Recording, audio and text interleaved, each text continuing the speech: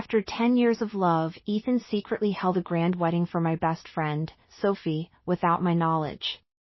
Just because she had cancer, her dying wish was to marry him.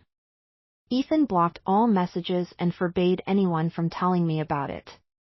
He never expected that Sophie would live stream the entire ceremony on social media. That night, I cried until I fainted. Meanwhile, Ethan spent the night on the island with her. On the day my heart condition relapsed, Ethan abandoned me to take Sophie to the hospital, nearly costing me my life. At that moment, I accepted the proposal of Lucas, a powerful and wealthy businessman. "Lana, are you really willing to marry me?" After I nodded, Lucas repeatedly messaged me to confirm. Once he was certain, he sent me over 10 styles of diamond rings to choose from. These are all rings I purchased at an auction. Take a look and see if you like any of them. Seeing that I hadn't replied, he sent another message a few seconds later. "If you don't find anything you like, there's a jewelry auction in England in a few days. I'll take you there to pick one." I looked through them carefully and sent a voice message. "That pink diamond looks beautiful. Let's choose it as the wedding ring." I didn't know when Ethan had returned, but as I walked behind him, I suddenly heard him mention wedding ring. He immediately turned around, and for the first time, a rare trace of panic appeared on his usually composed face. I met his gaze calmly, about to brush it off with an excuse, but at that moment, my phone rang. It was a call from Sophie. "Lana, is Ethan there?" I had another nosebleed. "I'm so scared." Before I could say anything, Ethan snatched the phone from my hand and anxiously said, "Sophie, don't be afraid. I'm on my way." Then, he ran off without hesitation, completely forgetting that he had promised to take me on a night cruise along the Pearl River tonight to make up for our 10th anniversary. Watching him run toward another woman, I finally understood what it meant to let go of someone. It felt like this. No matter where he ran, my heart no longer stirred. At that moment, my phone rang again. It was Lucas. "Lana, are you ready? I'll come to pick you up tomorrow." I gazed into the distance, my eyes deep and contemplative. "In a week, after I take care of everything, I'll return to the capital to get married." Lucas spoke gently on the other end. "All right, I'll wait for you. If you encounter anything you can't handle, let me know." After hanging up, I called Ethan's grandfather to say goodbye. Ethan's grandfather had been my grandfather's comrade in arms, and the bond between their families ran deep. When I was 8, I was diagnosed with a severe heart condition. Ethan's family owned a private hospital specializing in cardiology, so my grandfather decided to send me to their house for treatment. Over the years, Ethan's parents treated me like their own daughter, and his grandfather took care of me in every possible way. Now that I was about to leave, I owed him a farewell, both out of gratitude and respect. But Ethan didn't come home that night. The next morning, Sophie sent me a message. "You look so cute eating cake." In the photo, Ethan was bending down to take a bite of the cake while Sophie reached out to smear cream on his face. But shortly after, she retracted the message. "Sorry, Lana. I sent that to the wrong person." Ethan said the photo was really cute and asked me to send it to him. "You're not mad, are you?" I didn't reply. Instead, I silently returned to my room and started packing my bags. By noon, Ethan finally came home. He handed me a gift as an apology. "Lana, Sophie was in critical condition last night. I just took her to the hospital." I said nothing and simply opened the brocade box. Inside was a Rolex women's watch, the bezel encrusted with diamonds, extravagant and luxurious. But I remembered he had also given Sophie a similar gift, though mine was slightly more expensive. Noticing my lack of reaction, Ethan furrowed his brows and asked cautiously, "Lana, what's wrong?" Ethan's mother is really such a nice person. She's so gentle, always asking me how I'm feeling and if I need anything. I listened to Sophie's voice on the phone, my fingers tightening around the device. There was a time when that gentle concern belonged to me. But now, everything had changed. Lana, you're so lucky to have been cared for by Ethan's family all these years. I really envy you, Sophie continued, her voice laced with subtle smugness. I let out a soft chuckle. Is that so? Then enjoy it while you can. Without waiting for her response, I hung up. I sat in silence for a long time before pulling out my suitcase. I had already delayed this long enough, it was time to leave. The next morning, as I was about to head to the airport, Lucas called. Lana, are you at home? I'm on my way. I was slightly surprised. Didn't we agree to meet at the Capitol? Lucas chuckled. Plans change. I figured you might need a ride, and I wanted to see you sooner. Before I could respond, the doorbell rang. I opened the door, and there he was, standing tall and confident, his deep eyes carrying an undeniable warmth. Shall we go? Lucas asked, extending a hand toward me. I hesitated for a moment, then took his hand and stepped forward. Just as I was about to get into the car, a familiar voice suddenly called out. Lana!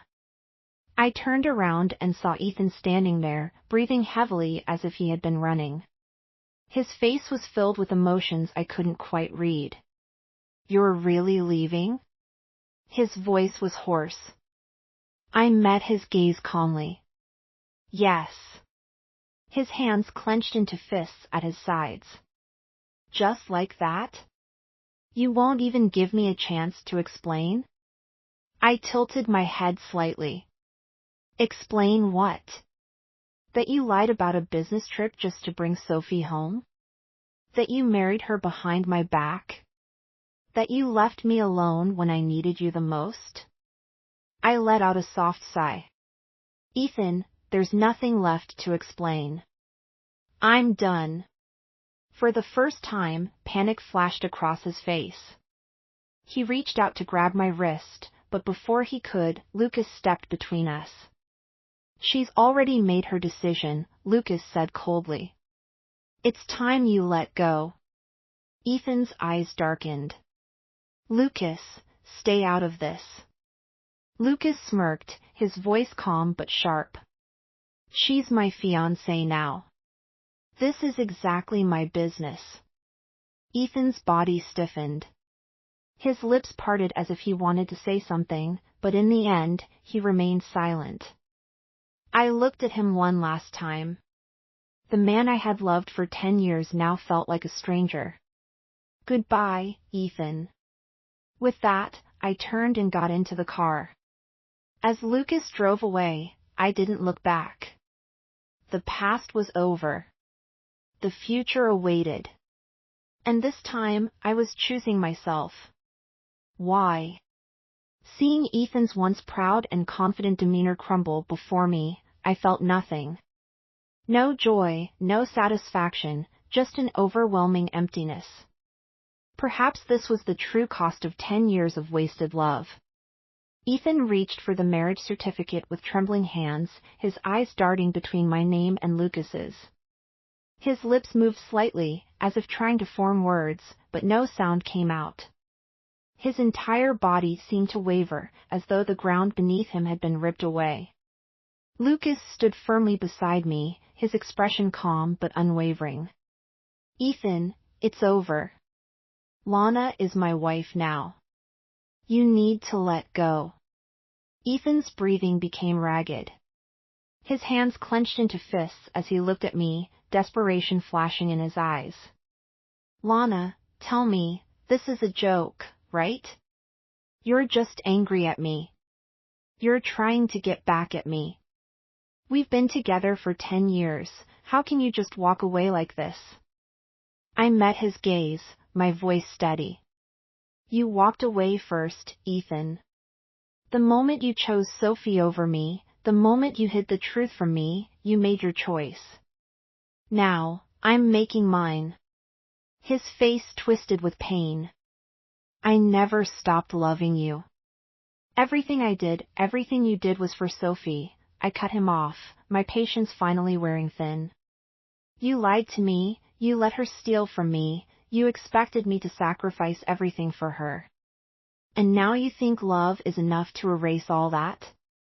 I shook my head. That's not love, Ethan.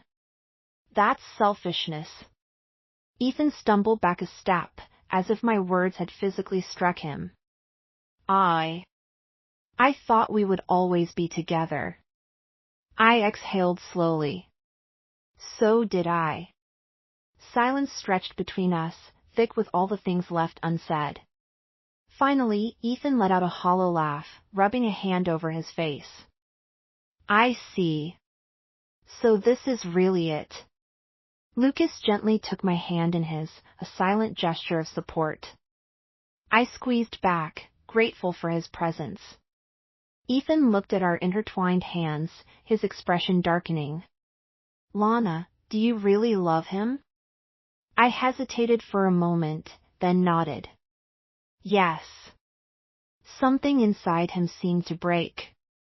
Without another word, he turned and walked away, his steps heavy with defeat. The door closed behind him, and just like that, the past was finally behind me. Lucas turned to me, concern in his eyes. Are you okay? I took a deep breath, feeling lighter than I had in years. Yeah. I think I finally am. He smiled, pulling me into his embrace. Then let's look forward to our future together. I closed my eyes, resting against his chest. For the first time in a long time, I felt at peace. The past no longer had a hold on me. And this time, I was truly free. Ethan, about to rush forward, Lucas stepped up directly to block him. Immediately, with a cold face, he scolded, "How can you still ask Lana why? Don't you have any idea what you've been doing these days?" Saying this, Lucas pulled out a pile of photos from somewhere and threw them on the ground. You keep saying you love Lana, yet you secretly marry another woman. Is this what you call love? In the photo, Sophie smiles with pure happiness, while Ethan looks like a knight protecting his princess. Such a warm and harmonious scene pierced my eyes. Ethan explained in a panic, "Lana, it's not what you think. Sophie and I are in a fake marriage, just like playing house. I'm just fulfilling a wish of hers before she passes."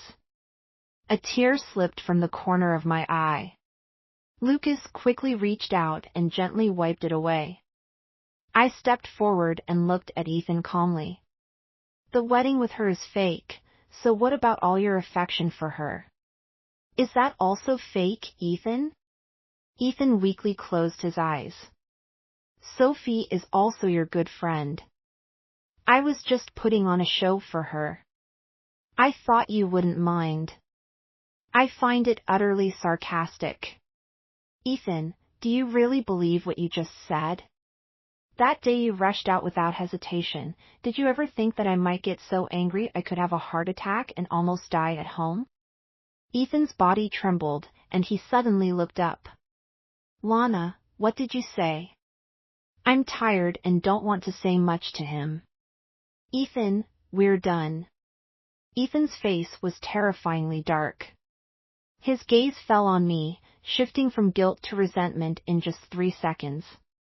Immediately, he let out a cold laugh and spoke slowly, "It doesn't matter. Even if you are married, it doesn't matter. Even if I have to tie you up, I will take you to the Civil Affairs Bureau to get a divorce from him." After saying that, he pulled out a blank check from his pocket and tossed it onto Lucas.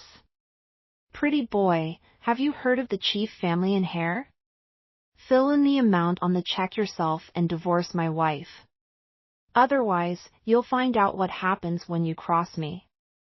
I was so angered by Ethan's rude behavior that I wanted to confront him, but Lucas stopped me. Lucas didn't care. Instead, he smiled faintly. Ethan, is this how you win back your lover? It's really not impressive. This struck Ethan like a dagger, and he erupted in anger. What the hell do you care? Do you have any idea that Lana and I have been childhood sweethearts? We've shared a whole decade together. Do you really think you stand a chance of stealing her from me? As long as I take her back and spend every day with her, she will definitely come back to me. Suddenly, Ethan raised his fist towards Lucas. I exclaimed, Ethan, you're crazy. But before that fist could land, it was blocked by Lucas with one hand. Lana, back up. Lucas's cold face was tinged with anger. What do you take her for? Is she just something you can summon and dismiss at will? Ethan has been working out for years, and his body is covered in muscle, but now he was subdued by Lucas like a little chick with no power to resist. Immediately, Lucas let out a cold laugh, and the bodyguards in the room responded at once. He directly took the rope and tied Ethan up tightly. Ethan's veins bulged with anger. Bastard! Do you know who I am? How dare you treat me like this? After adjusting his cuffs, Lucas spoke slowly, You are from the High City Chief family. Why don't you go back and ask the old master of the Chief family if he has ever heard of the L family in the capital? Dropping this line, he raised his hand, and Ethan was carried out by a group of bodyguards, completely ignoring Ethan's increasingly shocked expression. The Hair Chief lives in medical real estate. The L family's enterprises in Kaijing City are spread across the country, their wealth far surpassing that of the Chief family. After doing all this, Lucas turned to me and explained, Lana, don't get me wrong. I don't usually act like this. Looking at his serious yet slightly nervous expression, I smiled gently. I think your approach is quite good. Otherwise, with Ethan's character, he would never give up easily. I am already tired of this endless entanglement. That evening, Lucas organized a dinner for our two families' elders to finalize the details of the wedding. This is also the first time I met Lucas's mother. During the waiting process, I felt a bit nervous, my palms sweating. Lucas held my hand tightly under the table and whispered reassuringly, Lana, don't be afraid. My parents really like you. After both sets of parents arrived, the atmosphere was relatively harmonious. When Lucas's mother saw me for the first time, she couldn't stop smiling and even took out a brocade box to hand to me. Lana, I've always heard Lucas talk about you, and today I finally get to meet the real you. You're even more beautiful than I imagined. Hearing this, I was taken aback for a moment. I met Lucas at an art exhibition. At that time, he was the exhibitor, and I was the curator. We hit it off immediately, chatting happily, and it was only 2 months from our first meeting to deciding to get married. Will he often mention me to his family? Seeing me in a daze, Lucas reminded me, open the brocade box and take a look. I guess it might be a gift for meeting, either a watch or a bag. When the brocade box was opened, my mother sitting next to me gasped. This isn't it? The ancestral jade bracelet of the Lucas family? In the brocade box, there lies a king's green ice jade bracelet. Previously, a financial journalist interviewed the Lucas family and mentioned this ancestral jade bracelet, which is said to be worth 9 figures. I was taken aback and hurriedly handed the brocade box back. This is too precious. Lucas's mother picked up the jade bracelet and directly helped me put it on my wrist. A gift for my future daughter-in-law, no matter the cost, it's not too precious. After saying that, she gently placed her hand on the back of mine. Because you deserve it. That day, when I followed my parents home, I unexpectedly saw Ethan's father and mother at our house. My mom sighed. At that time, your grandfather insisted on sending you to Hare, and the Ethan family repeatedly promised to take good care of you. We all thought that you and Ethan would be together in the end. We don't know what happened between you and Ethan, but you have received favors from Ethan's family over the years, so it wouldn't be right to turn him away. I also found it reasonable after hearing that, so I said to my mom, "Mom, don't worry. I will handle this matter well." I personally brought 2 cups of tea into the study when Ethan's mother saw the first time. Her eyes turned red. "Lana, I heard you returned to the capital to get married." I sighed. "Uncle, Aunt, I won't hide it from you any longer. Ethan and I are done." Uncle Chief furrowed his brows in anger. "Has this little brat done something to wrong you? Just watch me beat him to death." I remained silent, but Ethan's mother sensed something was off. "Is it because of that Sophie?" I didn't say a word, but my attitude spoke volumes. Ethan's mother, her face full of shame, said, "Lana, we have treated you like our own daughter. I can't even face you after that brat Ethan did such a thing in the years away from home. Ethan's mother has given me a lot of care, so I certainly won't become estranged from her because of Ethan. Aunt, no matter what, you are the people I respect the most. In fact, I can guess that they came to my house to try to win me back, but after understanding the ins and outs of the situation, the words to keep him from leaving still did not come out." After they left, Chloe sent me several messages in a row. "Lana, you have to see the screenshot I sent you. That selfie is really crazy." After she heard that you were getting married, she actually posted a lot of derogatory comments about you on Instagram. It's simply infuriating. I opened the screenshot, and the strong aroma of tea rushed to my nose. Some people act as innocent as a little white flower, but who knows, they haven't even broken up with their boyfriend and are already eager to get a marriage certificate with another man. Don't be so cheap, okay? The accompanying image is an old profile photo of me. Moreover, she also replied in the comments, "You don't know, her husband is old and ugly. She only cares about his money." Chloe said to me, "This Sophie is such a..." I couldn't take it anymore, and after arguing with her, I just blocked her. I am immersed in the joy of my upcoming wedding and have no desire to let someone like this affect my mood, so I comforted Chloe. "Don't be angry. In 3 days, I will be getting married, and I am waiting for you in the capital to be my bridesmaid." In the past few days, Lucas has taken me around to shop and have fun, calling it a way to cultivate our feelings. Despite the conscious effort to distance myself from certain people and events from the past, the gossip about Sophie reached my ears through various mutual friends. After returning to Hare, Ethan's father and mother did the first thing they could. They went to the hospital to request Sophie's medical records. As a result, it doesn't matter if you don't look, but once you do, it takes you by surprise. Ethan's father keenly noticed that Sophie's various test indicators were abnormal, showing signs of intervention, so they began to investigate step by step. In the end, it turned out that Sophie didn't have any terminal illness at all. Her health was quite good. Before fainting and feeling unwell was just a way to feign pity and attract Ethan's attention. After Ethan's mother learned of this, she had the security throw her and her belongings out of the hospital. Sophie cried out in fear, desperately clutching the hospital door frame and refusing to leave. "Aunt, please don't kick me out. Don't send me away.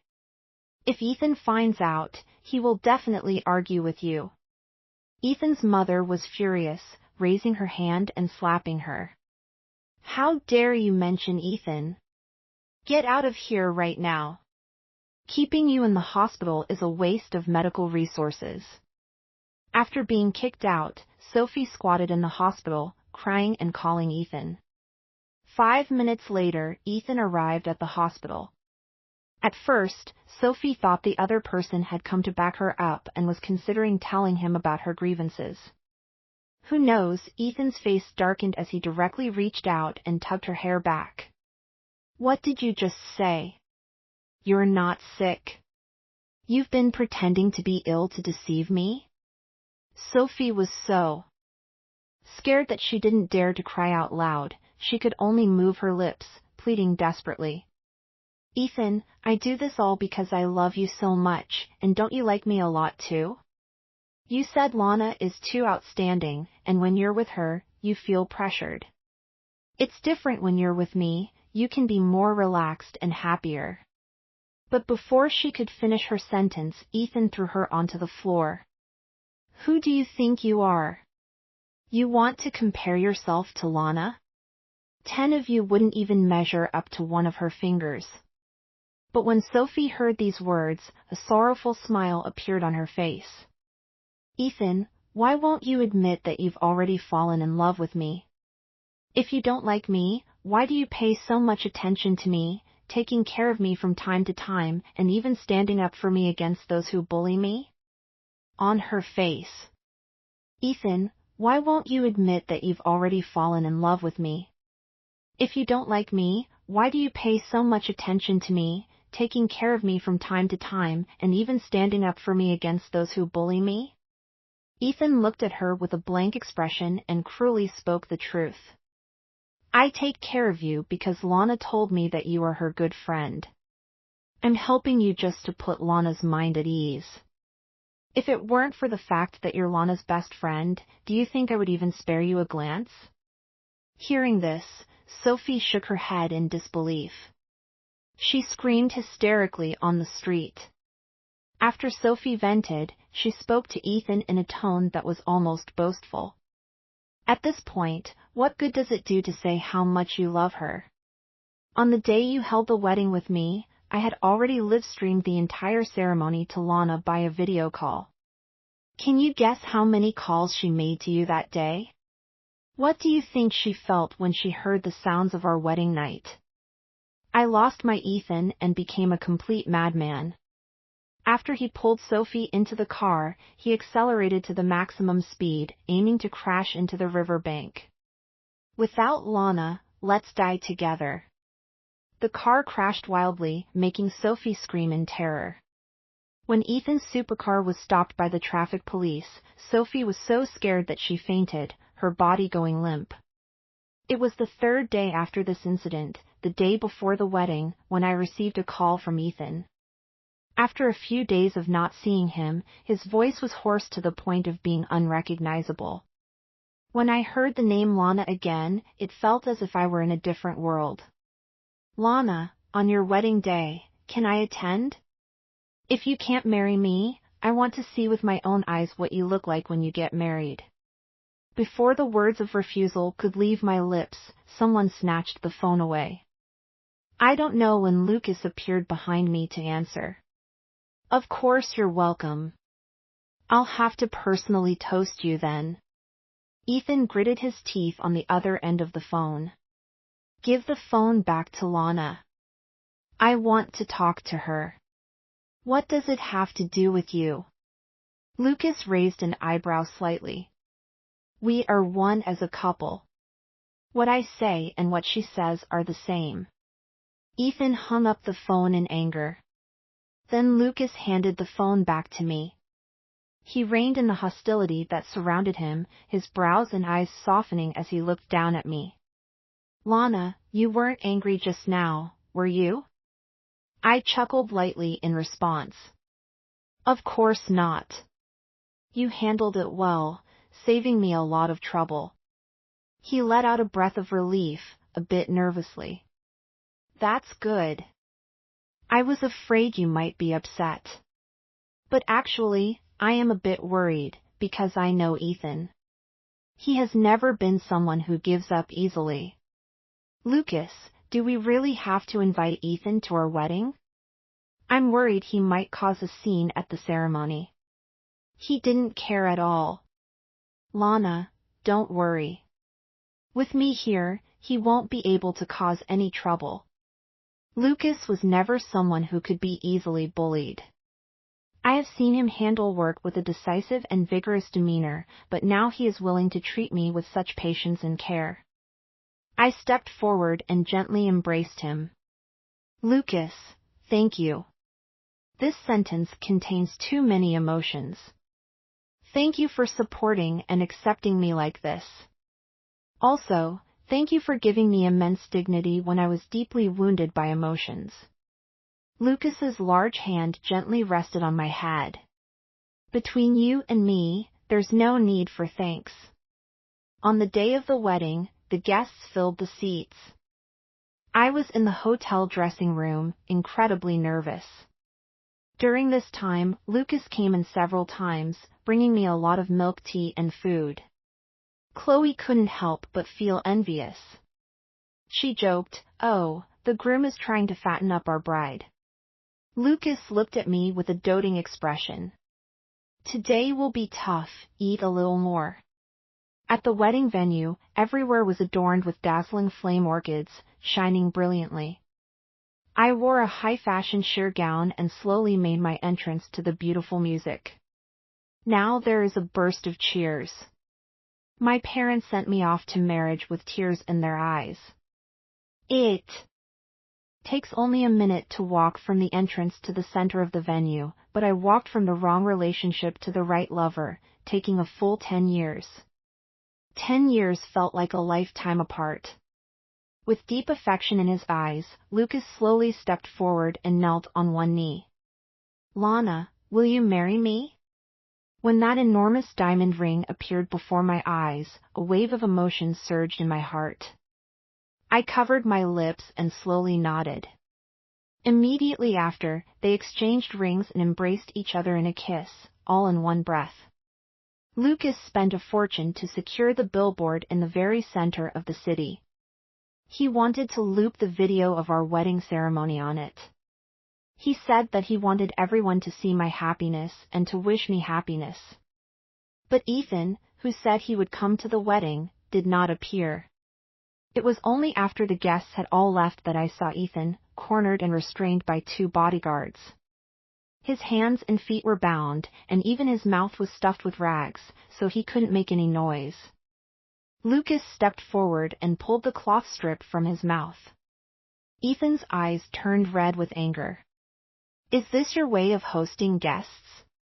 Lucas maintained his polite expression, speaking, "I apologize for the lack of greeting, Mr. Ethan. Please do not take offense." Ethan looked at me with a face full of reluctance. He spoke almost pleadingly, "Lana." I simply nodded at him lightly. "Thank you, Mr. Ethan, for gracing our wedding with your presence. Please be sure to send us an invitation when you get married. We will definitely attend together." Upon hearing the words the couple, Lucas raised an eyebrow slightly, a hint of an unintentional smile appearing at the corner of his mouth. In the end, Ethan was defeated. He looked at Lucas's face. "You did this on purpose. You want me to see Lana marry you with my own eyes. You want me to be completely heartbroken. You're just a scheming bastard." Lucas did not deny it and even shamelessly replied, "Thank you for the compliment." Ethan had probably never encountered someone like this before, so infuriated that he had lost his temper. Finally, he collapsed on the ground in despair. "Lana, do you know that I have prepared so many things? I swear I will win you back at this wedding." But as I watch you walk towards him, your face full of shyness, my throat feels like it has swallowed countless blades, making it hard for me to breathe. I listened, showing no expression. "Oh, normally, I felt the same way when I knew you were having a wedding with Sophie." The light in Ethan's eyes completely faded away. Lucas's scheme succeeded. I know that from this point on, Ethan and I will truly have nothing to do with each other. On the night of our wedding, I sat nervously on the bed. In the bathroom, the water flowed with a splashing sound, slowly reaching my eardrum. Before long, Lucas stepped out, bringing with him the damp mist and his exquisite waist and abdomen. I instinctively swallowed. Lucas stepped forward, leaned down, and softly asked in my ear, "Do you like it?" That night, I experienced ultimate joy. The next day, when I woke up, my whole body ached, and I had shouted so much that my voice was hoarse. But I needed to quickly get myself in order, because tonight I will be going with Lucas to his friend's banquet. I chose a champagne-colored strapless dress, and when I appeared in front of everyone on Lucas's arm, it caused quite a stir. After Lucas settled me in, he got up to greet his friends. The man closest to Lucas is the second son of the Sidhu family, who started with antiques. As soon as he saw me, he came over to tease, "So you are the Miss Lana that our young master Lucas has been thinking about day and night?" I greeted him with a smile, "Young Master Sidhu, I've long admired your name." Sidhu raised his wine glass and chuckled lightly. "You have no idea. Ever since he saw you once when he was a child, he would occasionally bring you up in front of us guys. Later, when you became a painter, he quietly supported you with a huge sum to hold your art exhibition, and then he bought all your paintings. One could say he was utterly infatuated. Not just that, young Master Lucas even opened a branch office in Hire just for you." Hearing them say this, the doubts I had before seemed to be explained. Why was Lucas able to rush over and take me for treatment right after I had a heart attack at home? It turns out that my fate with him was already established in childhood.